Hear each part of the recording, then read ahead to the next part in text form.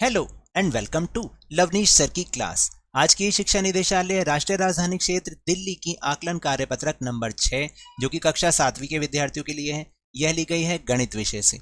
और इसमें कुल जो प्रश्न है वो है 10 और उनके अंक भी इस तरह से हैं कि पहले 4 प्रश्न जो हैं वो 1 अंक के हैं, अगले 2 प्रश्न 2 अंक के हैं और अंतिम 4 3 अंक के हैं। कुल मिला के 20 अंक हैं। सबसे पहला प्रश्न जो है वो है निम्न आंकड़ों का परिसर ज्ञात कीजिए। तो आंकड़ों का परिसर क्या होता है, आप यहां पे लिखोगे आंकड़ों का परिसर। ठीक है, वो होता है अधिकतम माइनस न्यूनतम। तो अधिकतम कितना है, वो है 30 और न्यूनतम कितना है, वो है 8। तो परिसर कितना आ गया, 22। ये आपका आंसर है। फिर निम्न आंकड़ों का बहुलक ज्ञात करें। तो बहुलक क्या होता है, जो ज्यादा बार आता है। देखो इसमें 18 जो है वो सबसे ज्यादा बार आ रहा है। कितनी बार आ रहा है, 3 बार आ रहा है, 3 बार। तो इसका मतलब बहुलक क्या हुआ,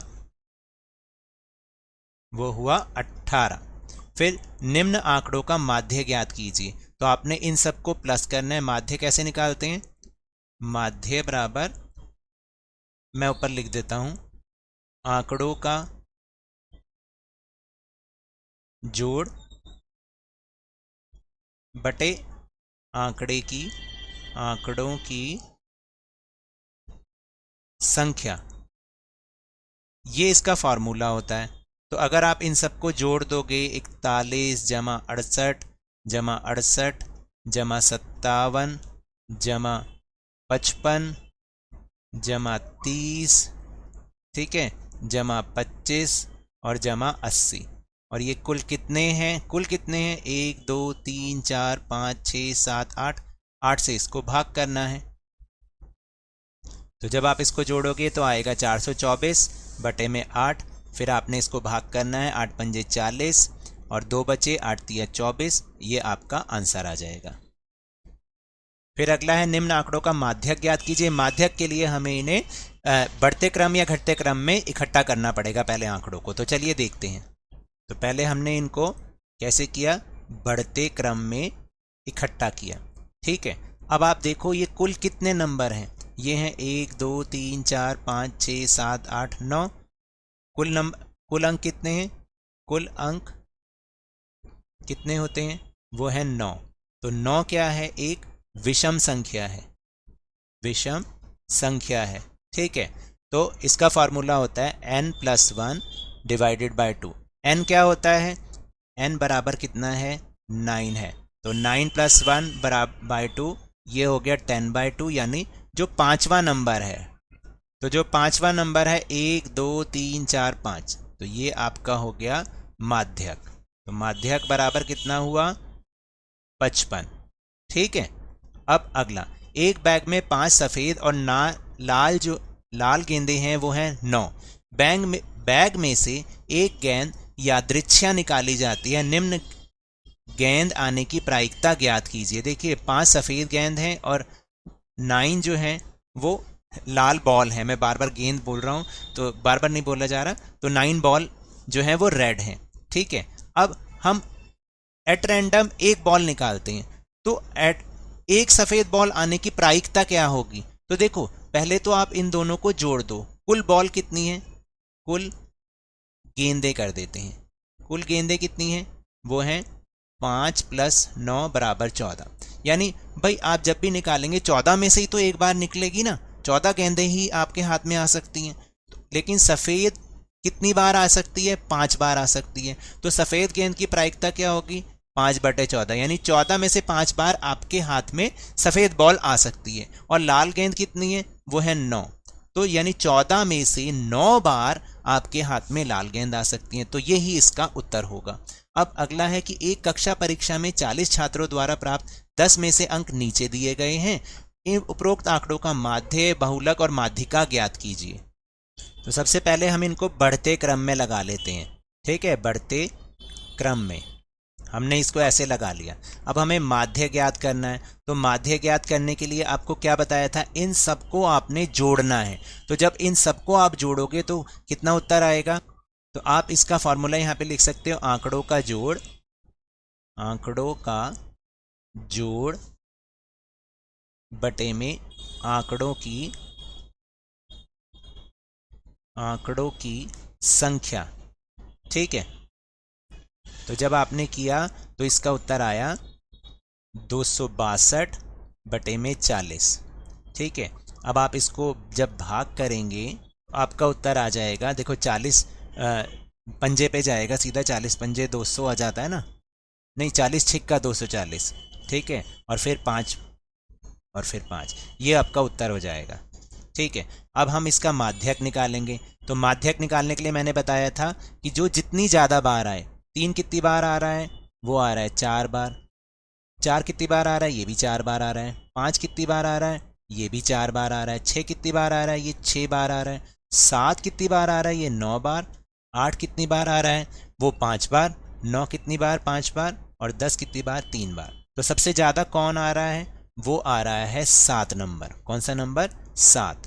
तो माध्यक हो गया 7। अब माध्यिका निकालने के लिए आपको क्या करना है, क्योंकि ये कुल अंक कितने हैं, यहाँ साइड में लिख देता हूँ, कुल अंक हैं 40। तो 40 कैसा है, एक सम संख्या है, सम संख्या है। ठीक है, तो इसका फॉर्मूला जब सम संख्या होती है तो फॉर्मूला क्या होता है, n/2 प्लस n/2 प्लस 1, और इसको हमने 2 से डिवाइड करना है, और n क्या है यहाँ पर, वो है 40। तो n/2 कितना हो गया, 20वां 20th, ऐसे लिखते हैं हम इसको, और ये कितना हो गया 21st। तो 21 और 21st कौन कौन से हैं देखो, तो वो आएंगे आपके, देखो जरा यहाँ पर 19, 20 और 21। तो ये आपके आ गए 7 + 7 = 2, 14/2। तो माध्यिका कितनी आ गई, वो भी आ गई आपकी 7। फिर है, आप देखो, प्रथम 5 अभाज्य संख्याओं का माध्य और माध्यिका ज्ञात कीजिए। तो प्रथम जो पहला वाला प्रश्न जो है वो 7वां था, गलती से उस पर 8वां लिख दिया, ये 8वां प्रश्न है। तो प्रथम 5 अभाज्य संख्याएं कौन सी हो गई, वो हो गई 1, 2, 3, 5 और 7। ठीक है, फिर आपने क्या करना है, इसका माध्य निकालना है। तो माध्य निकालने के लिए समझा दिया आपको, इन सबको आपस में जमा कर दो और जितने नंबर हैं उससे आप उसको भाग कर दो। तो ये आ जाएगा आपका 45, नहीं 45 आएगा, हाँ जल्दी से देखना इसको कितना आएगा, 45 आएगा, नहीं 45 आएगा, मैंने गलत बोला है, कितना आएगा, 1 और 2 3 और 3 6 और 5 11 और 7 18। तो 18/5 करना है आपको। ठीक है, अब आप इसको डिवाइड करो, 5 तिया 15 और फिर 3 बचेंगे, 5 छिक 30। ठीक है, तो माध्य तो आपका आ गया कितना, माध्य आ गया 3.6। और माध्यिका क्या आएगी, माध्यिका बताया आपको, ये कुल अंक कितने हैं, ये कुल अंक हैं, कुल अंक ऐसे काउंट करके देख लिया करो, वो है 9। 9 क्या है, एक विषम संख्या है। तो विषम संख्या के लिए क्या फॉर्मूला होता है, n+1 / 2। तो n क्या होता है, वो होता है 5 + 1, ये हो गया 6/2।